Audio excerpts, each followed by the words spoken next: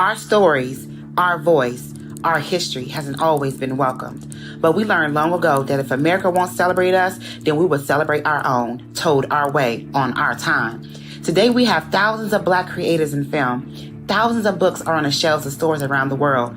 But it wasn't always as easy.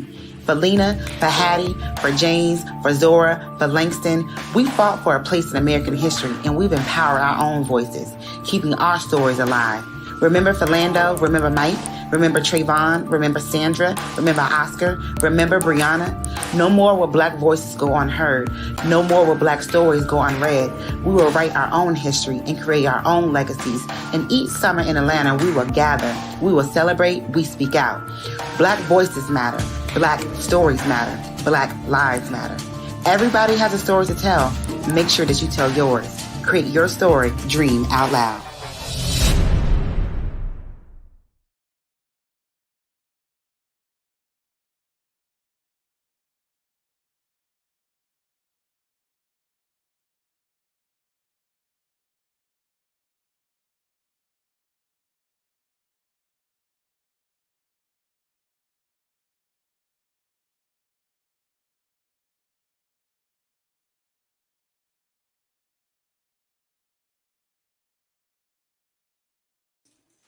Hello, I'm so sorry about that sound technical difficulty. Welcome again to a conversation with AAMBC Inc. and featured authors, typically fiction authors. We are so happy today to have Sheri Simmons as our special guest, and I'm excited to talk to you guys about her book and her upcoming projects, as well as her Academy for Writers. Definitely thank you for joining us again for another week. And Sheri, thank you. Tell us a little bit about who you are and what you do. Hello, everybody. So I'm Sheri Simmons, giving you guys a shout out from cold New York City. So I am an author, a project manager, and also a new film writer. Um, for going into 11 years. So that's who I am. As a creative, I'm also a mom and a wife as well. Awesome. So tell us a little bit about how you became, before we go into your book, obviously, tell us a little bit about how you became a published writer. When did you want to take this hobby into a professional space? I never did, honestly. And so what happened was I used to always write like little stories and novels and just share with people. And they used to always say, you should publish. And it's just like, I don't like, I felt like my writing was sacred. I never wanted to do it. So it's kind of like a push for people. People kind of pushed me into it. And I was like, you know what? Fine. I'll just do one just so I can get off my back. And one turned into 20 plus. Nice. And I think that that's a common thing. You know, I think a lot of writers have that same kind of, just a similar approach to how they got started as well. Writing is such a natural skill, and it's such a, such a release activity where you can really let your creativity and visions out and feelings and things like that. So that's great. Tell us a little bit about your book. You Know My Name, Not My Story. And I love that title, by the way. I love it. Tell us a little bit about that and your inspiration behind creating and writing that book. So, my name, not my story is actually in a memoir, and it took me about 10 plus years to write it. Um, and the reason why is because 10 years ago, was so full of anger at people, and I just wanted to, put people on blast. But then I realized, like, my story is my story. They were a part of the story, but it's my story. So I shouldn't focus so much on what they did and all of them. It should just be about me. So I'm glad that I actually took the time to realize that before I wrote the book. So it was a memoir, um, chronicling my years from 18 to about 33-ish.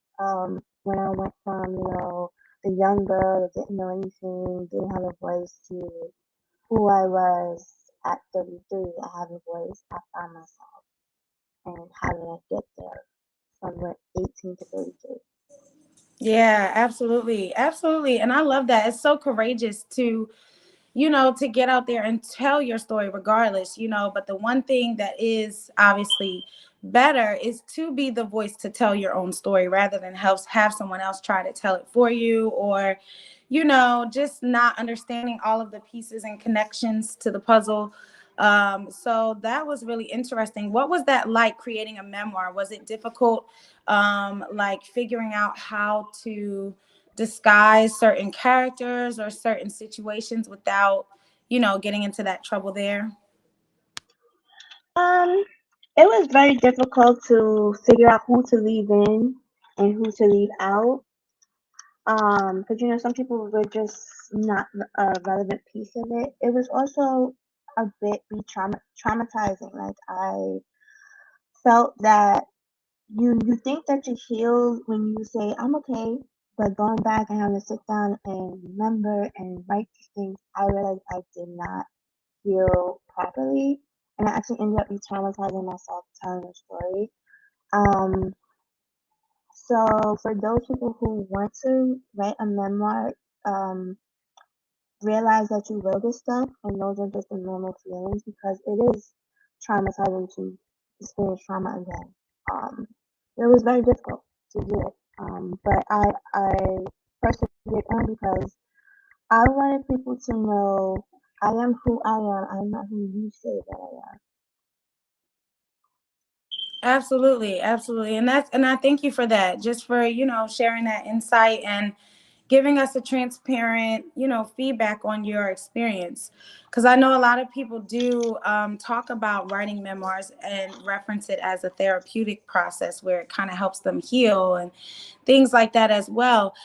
Is there any, I guess, steps or tips or activities that you would suggest that people do prior to writing a memoir to kind of maybe plan or pre-release some of these different events on our life timeline? So I do actually teach a memoir writing workshop, and I do teach the steps of how to do it. So initially, you want to start with a brain dump, which is take everything in your head that you want to write about, and then start separating them into like little themes or sub themes. So your memoir should have like one major theme, which major theme to mine was domestic violence. And then under that umbrella, you have other issues such as abandonment, depression, PTSD. So you have to start separating your issues into, I guess, buckets. Um, and then from there, you don't want to have too many characters because it's not a fiction story. So 2 to 4 um, people, major people that inspired their life. And one major point about a memoir is to show some type of transformation. You don't want to write a book where you just been through all of this mess the whole time and nothing changed. Like you didn't grow. You want to show the people that I went through this and look at me now. I'm not the same person. Absolutely, and I love that. So, question: when you were writing and planning your memoir, did you have other memoirs that you were reading for inspiration on layout or strategy or structure, things like that, or do you have a favorite memoir that you've read by chance? Um, so the first memoir that I read was I Know Why the Cage Bird Sing, and I didn't know it was a memoir when I read it. Hmm. Um, I think that book really sparked an interest in me, like to tell a story. And you really got to see the inside of who Maya Angelou was and why, she is the woman she was, because now we see what she went through. When we look at people, we tend to think that we know them just because, we work with them or we see or we work with them. But there's something about everybody that you don't see until they share, and that's what I wanted to do. I wanted people to know and understand I am who I am because of these things that happened to me. Some of them I'm not gonna let, stop me, but they did hurt, and I am human. And I just wanted people to know that, you know. Absolutely, absolutely, absolutely. So that's amazing, and I like that. I like that approach. to, you know, just that perspective. And I think that memoirs are just such a touchy subject, you know, it just for the author, for the readers, because just like the author can be triggered while writing, it definitely triggers readers, you know, who relate to the story and who are still along some of those processes, or even ones who have overcome as well. But it's such an inspiring piece because it can also inspire and lead other people to write their own stories as well, which happens a lot. Do you plan on writing a sequel? Because I know, as you mentioned, you like that transformational piece and you want to make sure that we lead readers to, you know, some kind of destination or coming to. Where do you think, because I know you're doing so much right now, you're still climbing, you're still climbing. So tell us about your plans, if any, for a follow-up to this. So before this one came out, I did a spiritual memoir, which was um, Divine Assignment, How I Lived My Life with Purpose. Basically talking about how do you persevere through all the trials and tribulations. So I talked about, persevering being a single mom, persevering through a divorce, persevering through domestic violence. All of these situations, most people would think, oh, my life is over. I'm a single mom. I don't know what to do. But for me, it was just like, this can't be life. I'm gonna persevere. I gotta keep it moving. I can't say, woe is me. So I wrote about finding a good in the bad of those situations in that book. I say spiritual because every book starts out with a Bible verse, and I don't want people to think it's a religion. So it's a spiritual book with the Bible verses fit for each theme. My next book that I'm writing is called "How I Found My How I Found Pain, How I Found Purpose in Pain." Um, so I'm talking about 10 defining moments of my life, 10 things that made me say, why me? I'm talking about how did I use those 10 defining moments to find purpose and passion in those 10 defining moments. So, like, for example, one moment would be I got expelled from college at 18. So one would think, I got expelled from college. You wouldn't even try to go back, but I did go back. And I'm on my fourth degree. So you can bounce back from setbacks. They're just setbacks. Yes, yes, yes, yes. That is amazing. And so I wanted to ask you too, how do you condense your story in a memoir? Like in your memoir, how did you figure out how, like you said, what to include and what not to include when your life is such a long story? So a lot of people mix up memoir and autobiography. So an autobiography it's in chronological order from your birth into your present. Okay. A memoir does not have to be in chronological order, and is not from your birth to your present. It's from different periods of your life that you're experiencing the one theme.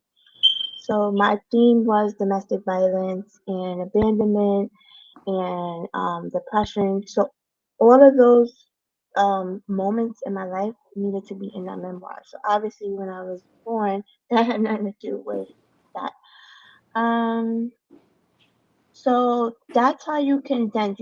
That's why I said in the beginning, you need to make sure you pick your themes and your subjects, so you're not writing from things that have nothing to do with your theme. Another thing is about people. Like most of us, we all know a lot of people. Everybody does not need to be in your memoir. They don't need to be there. Just the ones that had that were part of the defining moments. Maybe somebody said something or they did something. They need to be there. For me, I changed people's names. I didn't use their names. It was just you might Mm-hmm. see him as that person. You might see it as that person or the man.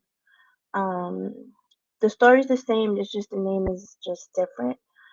Um, so that's how you do it. That's why you have to do the fundamental work first with the brain dump and separating, or you're gonna just be all over the place and your book is gonna be too long.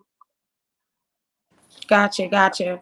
Sounds good. And that was such a detailed breakdown. I appreciate that. I really do. I appreciate that. I appreciate your transparency, just as a writer. And obviously, it makes sense because you teach, and your spirit shows there because you're very willing Mhm. to share information, which is great. It doesn't come very often in this space, so we appreciate that. What can we look forward to as far as what the way that you hope the book impacts your its readers? What do you hope that your readers take away from your memoir? A lot of people that have read it already, whether they heard the audiobook or they read the book, they tell me that they feel every single thing that I've been through. And I'm very intentional with my writing where I want people to feel my emotions. I want you to feel something, whether you cry, you yell, you throw the book across the floor. I want you to feel something because I felt something. So my writing is very tends to leave people emotional, and that's intentional. Um, I with my first book, I told myself, I'm not gonna cry anymore about things that people do to me. I'm gonna do what Jay Z said in his song. He gonna make the song cry. I'm gonna make the pen and the paper. I'm gonna make the paper cry. I put my pen to pad, and I'm like, listen, these tears going right on this paper. Somebody gonna cry, but it won't be me. I had enough of. I spent years of crying. I just can't do it anymore. So all of my emotion, it goes into these books, and that's intentional. Gotcha. And that's awesome. I definitely can't wait to read your story, because there's so many heartfelt pieces there. And I feel like emotion is such a big thing for readers because books allow people to feel and allow people to travel, through time, through space, location, everything. And it really is a great uniting space where people from all over can kind of just relate to concepts and feelings, more so than they can the actual, people and who they are and where they are so much. But that's great. Do you foresee that the people in your memoir class, would they be continuing on their writing processes with your courses? How does that work with taking your courses, and what comes next after learning about writing memoirs? So some people, they just take the class for the information. I do have one person who she's a part of my Write With Me mentorship. She's in the process of writing a memoir in poetry form. So it's something new for me. I've never worked with a poet before. So it's a learning experience for both of us to put this memoir into poetic form. And I'm helping her with the publishing journey. So I'm learning about poetry and she's learning about putting it together and getting it ready for publishing. So what we're doing is separating the poems by themes, and we're designing her book cover in a way to show the readers her transformation, um, which is pretty interesting. The way that she wants her a book to be designed. Book covers are everything. They tell us don't judge a book by the cover, but we do. So as an author, you have to make sure that your book cover really details what your book is about. People shouldn't have to be digging inside your book to see what it's about. It should clearly be on the cover and on the back. Absolutely. Thank you for that. I appreciate that. Covers really are important, and it's really amazing to hear the different styles, I guess, that are done with these memoirs. I'm Hmm. sure poetry is not the only eclectic style of writing that you can incorporate into something like this. There's so many different forms of storytelling, so that is awesome to just hear a bit of that perspective, and just also commend you on your versatility. Just to be able to serve clients that have various different visions and creative ideas, on how they want to go forward with their projects. So that's great. Do you have pictures in your memoir? What's your take on that? Do you appreciate images and things like that as you read stories? I love looking at other people's. stories in their memoirs. I did not put pictures in my memoirs, and the reason being that I don't have any childhood pictures, or any pictures that show me from 1833 ish. Which is why I constantly am taking pictures because I realize that pictures are treasures, and I don't have those treasures from when I was young. So now I want to treasure every moment from that I have now. I didn't get to do it when I was younger. That's awesome. And I can definitely relate to that. I lost a lot of pictures. And so did my mom. I had tubs and tubs and Tupperwares and all kinds of things and storage bins of photos for years. And recently, within the last, I want to say 5 years, my mom and myself, we both lost a lot of family photos just through Hmm. moving and just different processes. So I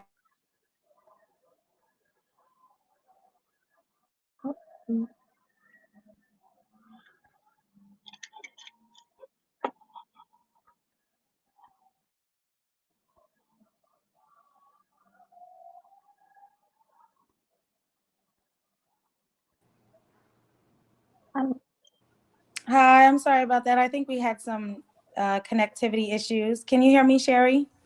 yes, I hear Okay, you. great. Great. Yes, I was just talking about those importance of those photos and how they can impact Hmm. our lives and our memories. But, on the flip side to that, writing is a forever thing as well. So, and it's even more, I think, forever than photos because you lose photos. But if you publish a book, it's out there.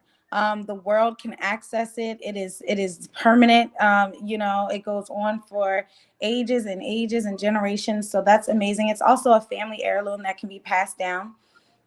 Just teaching your future generation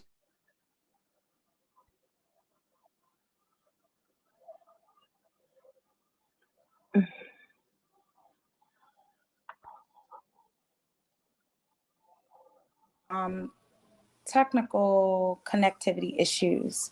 But yes, tell us a little bit, Sheri, about what's next for you. What do you have going on coming up, and what's next for 2022?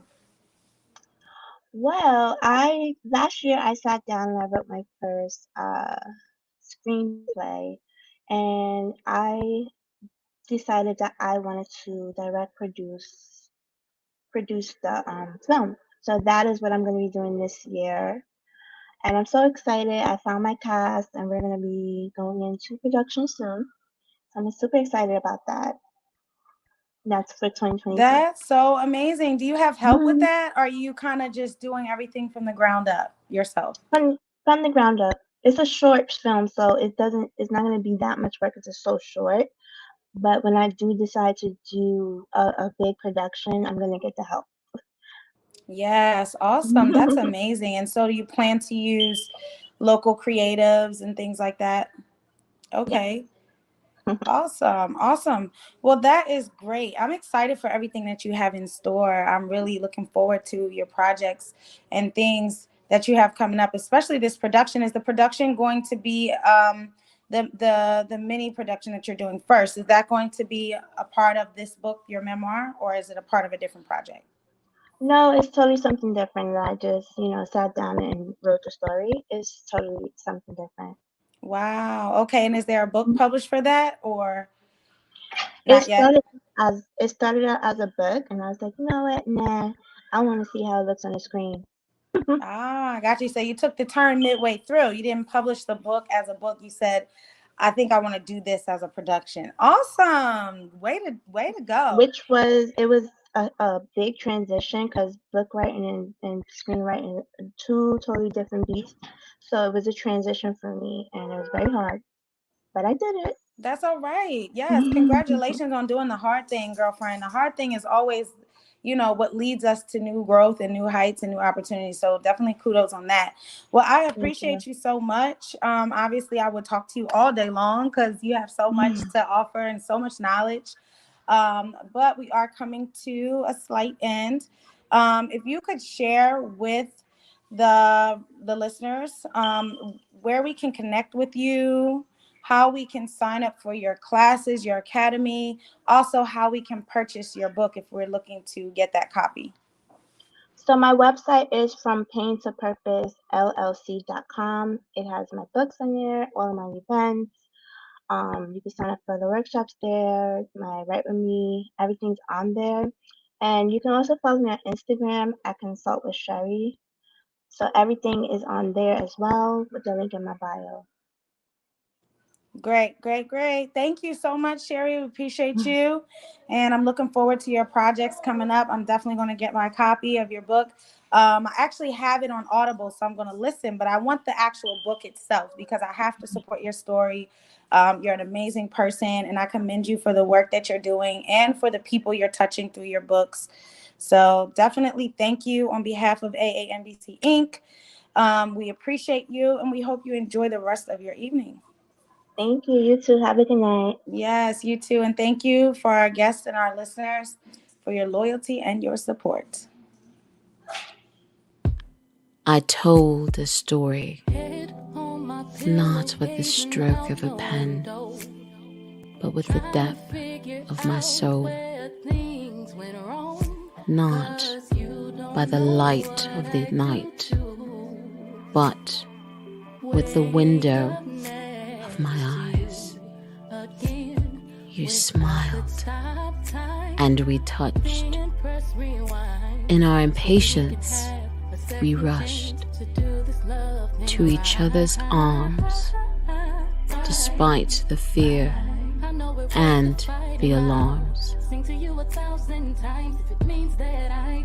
I let you past the pain, past the shudders, between our sweet and secret mutters.